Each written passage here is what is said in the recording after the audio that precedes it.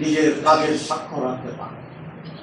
এরকম এটা সারা বাংলাদেশের মানুষের জন্য বিগত নির্বাচনগুলো এরকম একটি ঐতিহাসিক ভূমিকা পালনের নির্বাচন ছিল না, একটি স্বাভাবিক ক্ষমতা পরিবর্তনের নির্বাচন ছিল।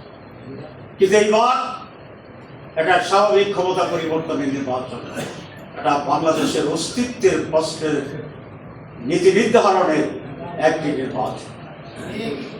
এবং সেই কারণে এই নির্বাচনকে স্থানীয়ভাবে যেমনি গুরুত্ব দিতে হবে, আবার জাতীয় পর্যায়েও এটার গুরুত্ব অনুধাবন করতে হবে।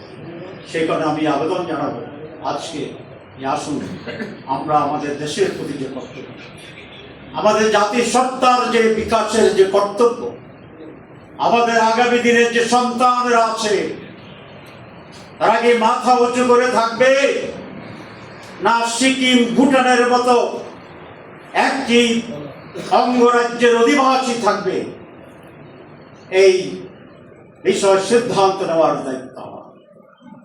আমরা কি আমাদের সন্তানদের জন্য একটা পরাজিত শক্তি হিসাবে বাস করব কি বলেন, নাকি আমাদের সন্তানদের জন্য অবাধ একটি স্বাধীন সত্তা নিয়ে মাথা উঁচু করে তারা দাঁড়াতে পারবে সেরকম এক বাংলাদেশ গড়ে তুলব?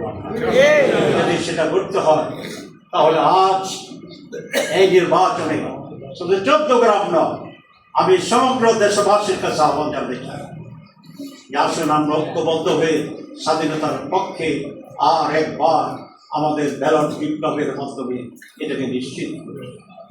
আমি সারা দেশবাসীকে আহ্বান জানাবো,